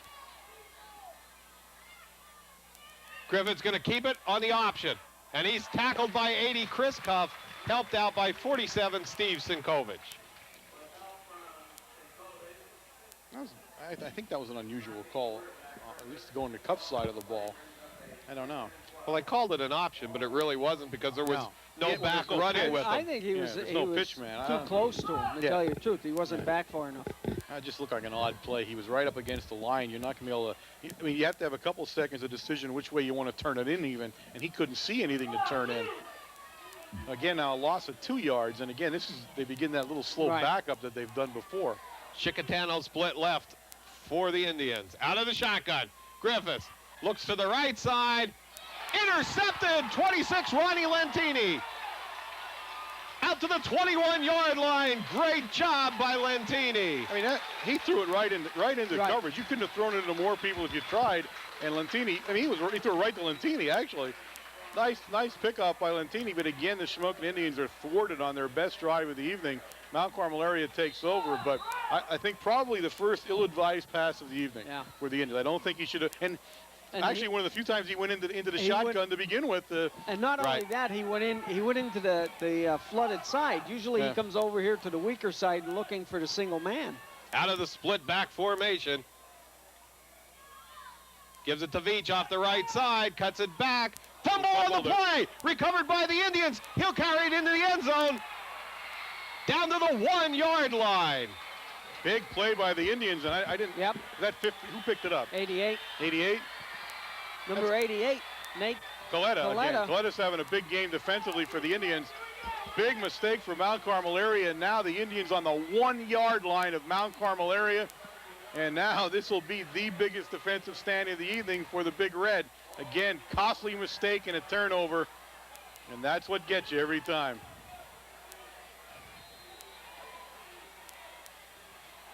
This is a team here, and the game. This is a team that you can't count out at any time. No. Timeout called by the Indians. Right. That's a good call. They were a little confused. There's still 10 minutes and 44 seconds left on the clock in this ball game. Lots of time for lots of things to happen here. And if you look at the second half, they've been over the 50-yard line in Tornado territory just about the whole second half as they've had the ball. So they are moving the ball, and here's a case here. Defensively, they come up with it. Now, it's going to be hard to keep him out of the end zone. My guess is the big man, Rhodes, is going to see the ball. Yeah. If it's me, that's who's going to get the ball. He's a load at the line of scrimmage, and you only need, and really you need less than a yard. He's inside the 1-yard line right now, so. And we've seen the two times that he did carry the ball, he's picking up 2-3 yards. And I'll tell you what, you have to hit him and hit him hard to bring him down. Mm-hmm. So gut check time for Mount Carmel area Big Red defense. 10:44 remaining in the fourth quarter. Tight formation. Going to try a quarterback sneak with Griffiths. And I don't think he's going to make it there. No, he didn't get in, believe it or not. He gained about like 3 inches. Yeah, they stood him right up, though. He was up too far. Touchdown. That was the longest call on the touchdown we've seen. Ooh, that one took a while there, folks. Maybe they talked it over. At 10:27 remaining in the fourth quarter, Shamokin puts a score up on the scoreboard. 6 points they're about to attempt, and they're going to kick.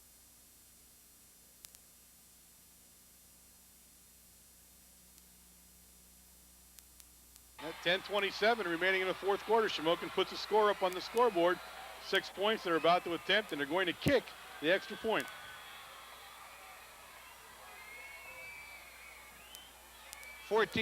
Jeremy Haddock. He's a soccer-style kicker, and he does real well, so that's probably why they're going for this 7. It's up and almost blocked, but it's good. With 10:27 left in the game, the score, Red Tornadoes 14, Indians 7. And turnovers playing a big part of this football game. Yeah, defensively, we're even up now. You know, a score defensively by the Tornadoes and now one by the Indians. Player hurt on the field. It's one of the Indians down.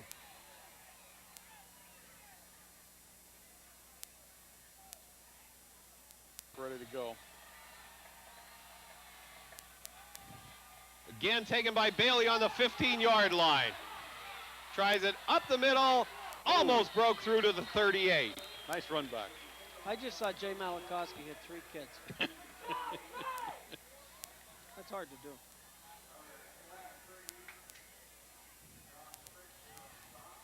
Christian was in on the stop for the Indians. Well, Big Red right now, now's their first chance of the season to respond to some adversity. Right. They're up 7 points only. It's a tight football game, fourth quarter. This is where it counts, folks. Pitch back to Veach, cuts it back into the field and gains about 3 yards. Good tackling on that outside, 78. Jonesy in on the tackle that time. You know, you go back to Jose's statement that this is an intense game. There's some hard hitting down there on that field, and you can see the number of drop passes, the number of fumbles that we've had already tonight. They've done a nice job containing John tonight. Yes. They really have. They haven't let him get loose at all tonight. And that's pretty much the key to trying to win a football game, because he starts running around on you, it's over. Sebas on the option, keeps the ball, cuts it back to the middle of the field, first down at the 49-yard line. First time we've seen the option tonight, and it goes for a 9-yard gain. I tell you what, that play could have went either way. I think he could have pitched that one and picked up the first down. Well, they always say when the quarterback has a chance to go to that hole, definitely. take it, right, Wayne? Yeah, you're right. You never want, the thing is, put the ball in the air, you don't right. put that ball in the air if you don't have to.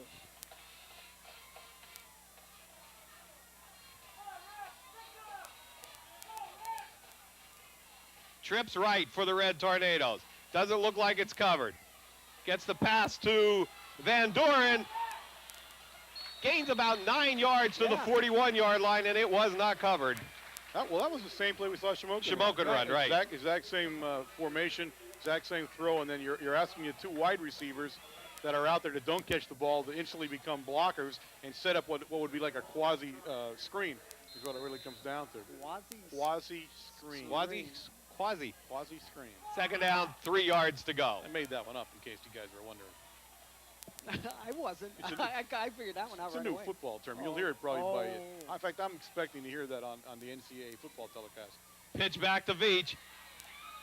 Finds some running room. First down at about the 37-yard line. It's tough running room, but he got a first down. In on the tackle, number 90 for Shamokin, which is Nate Rhodes. I'll tell you what, Dennis Kodak had dibs on Veach in the backfield, and he's probably thinking, how did he squeeze through? Well, Veach is running now like he's extremely angry over the fumble, too. If you take a look at him, he's got a real determined pace about him right now.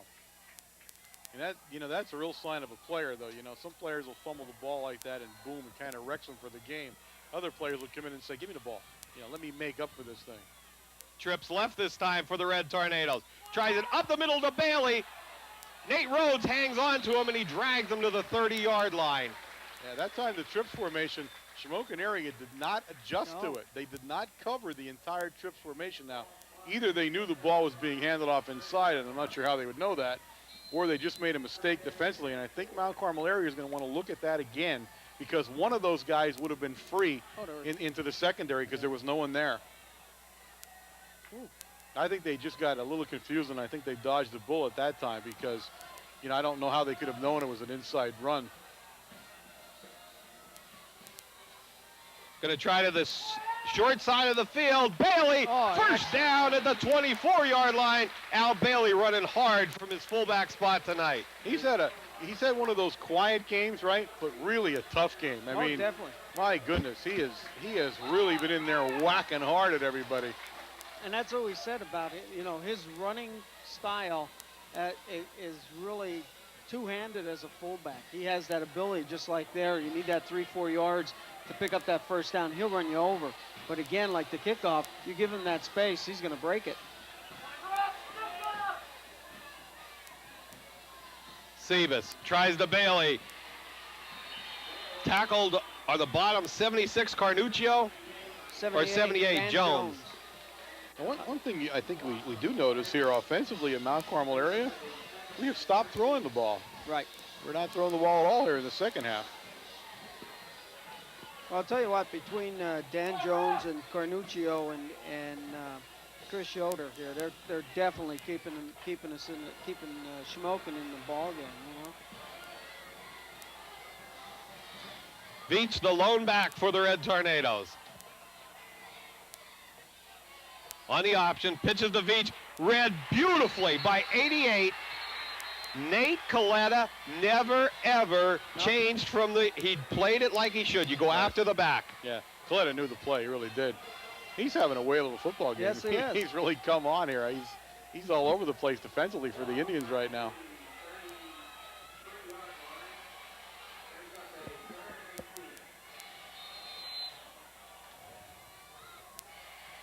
Mount Carmel area's got to be a little concerned here. There's still 5:45 remaining in the football game, and they're at a 3rd and 18. They kind of self-destructed when they got inside Indian territory on this drive. Paracella goes in motion. Everybody to the left. Looking out to the left. Intercepted. Wetzel intercepted it on the 10. Knocked out of bounds by Sebas, but a great interception by Wetzel brings it back out to the 46-yard line. The Indians first down and 10 with 5:24 left on the clock. Boy, Wetzel read that perfectly. He stayed back. The receiver was already covered, and he just cut in front and took the ball. Well, we did flood the left side. That's where the pass was going, for sure. And folks, if you're watching the game here, we do apologize, but there's not a lot we can do with that. A fog has now almost instantly begun to settle down onto the Silver Bowl, and that's why your screen looks the way it does. It's getting thicker as the game progresses. Thankfully, we only have a short time to go here. Trips left for the Indians. Tries Farrow up the middle. Jeff Evans in on the tackle. Malachowski there also. 58, 47, Steve Sinkovich, and 58, Mike Sinkovich. Now, Shamokin area has to view this as one of the last times they're going to touch the ball. Right.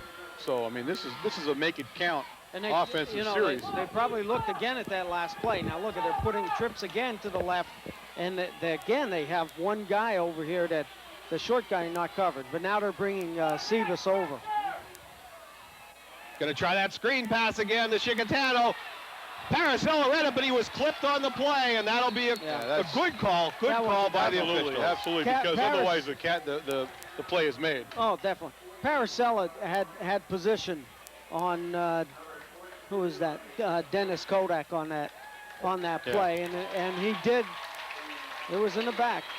Yeah, there's really not a lot of argument there. If you watch it on TV, and we'll probably show that a second time.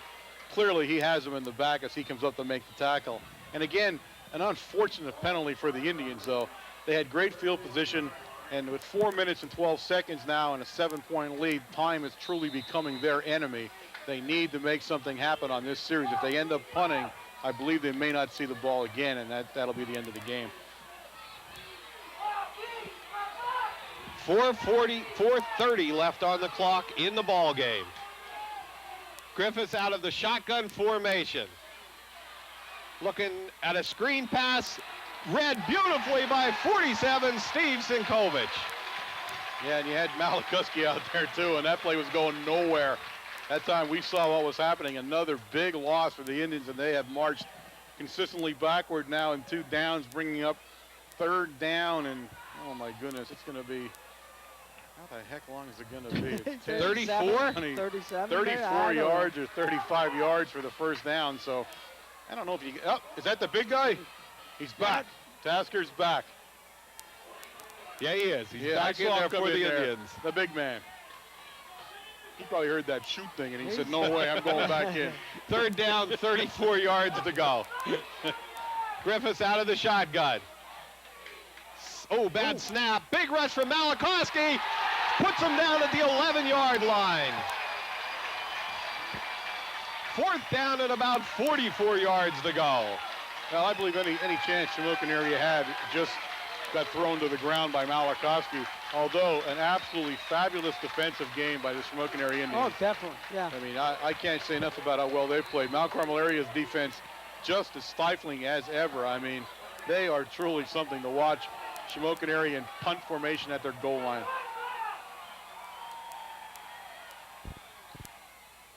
Nice punt. This one at Sebas, bounces in front of him, takes it on about the 49-yard line. Gets a good block, another good block, breaks it down the sideline, Out of bounds. and down to about the 32-yard line. Nice run back, no flags on the play. Now you see what the little bit of pressure on the punter does. It gets that ball down the field a lot quicker. Yeah, I think we probably should have put pressure on him, as you said from the beginning, because I'm not sure why. We usually have one guy that does that anyway. You know, there's always one guy that keeps pressure just so he doesn't do that, but we didn't seem to be doing anything at all that way on pressure-wise. So now Carmel area takes over the ball. It's inside the Shamokin area 30-yard line at the 28. 2 minutes, 45 seconds remain in the football game. Time is now everything for the Indians if they're going to win this game. High formation. Seba's going to pass. Paracella at the 4-yard line. Oh, my First goodness. down, Red Tornadoes. He caught a perfect throw, a perfect pass right over the top of Matt Thomas.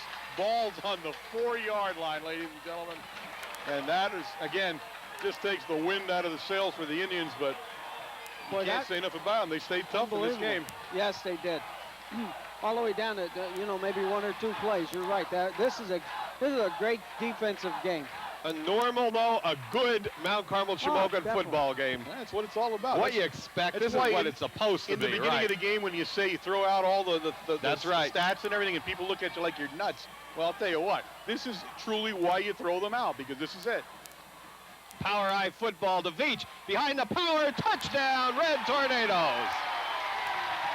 With 2:10, they put their 3rd touchdown in, and that one's going to end it for the Red Tornadoes. Yeah, that's the end of the game right now. Shamokin area will have one more shot with 2:10 remaining, but the game, for all intents and purposes, has ended. Mount Carmel area will win their 4th straight game, and going to come out of here feeling pretty good about this one, because it wasn't decided until the last 2 minutes. Number 58, Steve Sinkovich, in to attempt the extra point. Snaps back to Paracella from Else. The kick's up. And it's good. With 2:10 left in the game, the score, the Red Tornadoes 21, the Indians 7. So the coal bucket will safely remain at Mount Carmel Area High School for another year at least. But everything we talked about at the beginning of this game, ladies and gentlemen, came true. We said that Shamokin area 1 we thought was a good football team. We felt they were upset.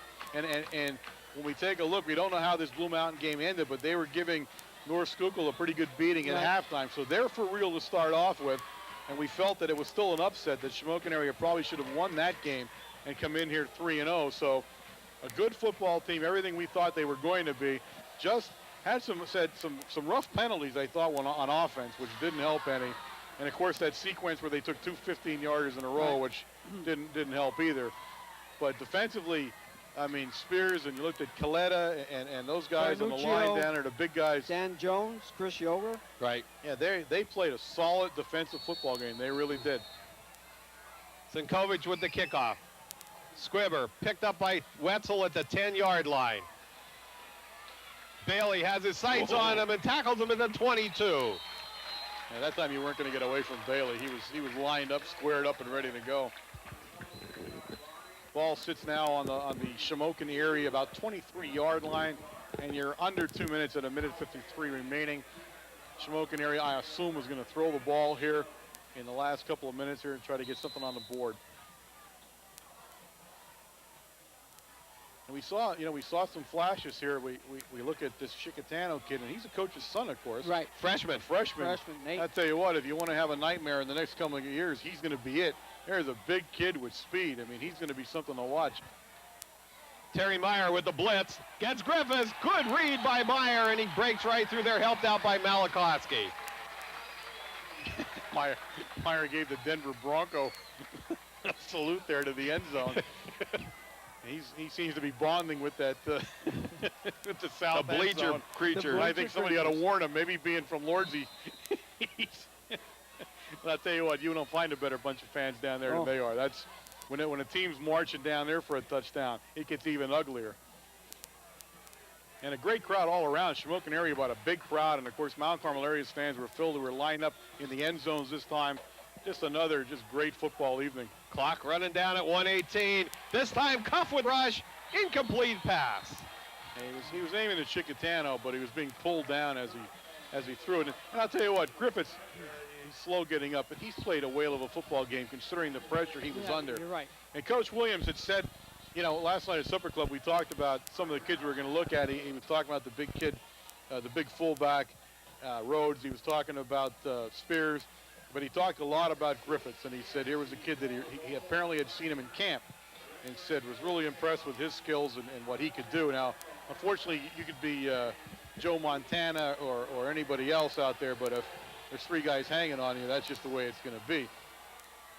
But he played a good game. I really do. I respect him. He took some vicious hits, and it's only now with the 1:06 remaining in the game that he's having a little bit of trouble there in that last hit. I think he got bent kind of backwards, so he's going to go off to the sidelines for at least one play, and the number 2, Ed Buck, will be coming into the football game and playing quarterback. And Ed Buck is a junior. What is he, 5'8", 150? Yep. When I was a junior, I was 5'8", but I was 150. You were on never one side. 150, were Well, you? one side oh, of me okay. was 150, and then the other side, of course. He never seen 150. No, I was 150. Somewhere between birth and now, I had to be 150. It might have been only for a couple of minutes, but I had to be. I mean, it's just like the law. It says you got to be that at some point on my way through. Fumble on the snap. Threw out at Wetzel, almost intercepted by Chesney. You don't want to throw it to Chesney's side. You just don't want to do that. 4th down, 17 yards to go. Had he thrown that ball perfectly, Chesney would have intercepted it. It was good he threw it too high. Shamokin, of course, goes on 4th down behind 21-7. This is probably going to be the final time they see the football unless they can pick up 17 yards. And I believe Griffith still remains out of the game, folks. He didn't come back in, did he? No. So number 2 is going to guide their last moment fortunes here. Going to try Farrow. Tackled by 60 Malakowski and also 58 Mike Sinkovic. 1st down, Red Tornadoes, 57 seconds left on the clock. Now Farrell's another guy. I mean, obviously against this defense, what did he do? You know what I mean? But I think he's a solid football player. He's got size, he's got some moves. And he just never got any momentum. He couldn't get past the line of scrimmage much to show you anything. But again, there's some quality athletes there. This defense at Mount Carmel area, and again, we keep saying and harping on it, but I mean, I don't care. You're going to have to say it a million times.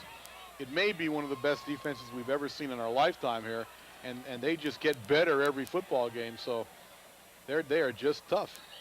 Well, we've now seen 4 games with actually no points scored on the first, well, yeah, you have to say it because when it's from the 1 yard line, it's a it's a touchdown, Oh, yeah, right? that's probably the first points there against the defense. 43 seconds and counting now.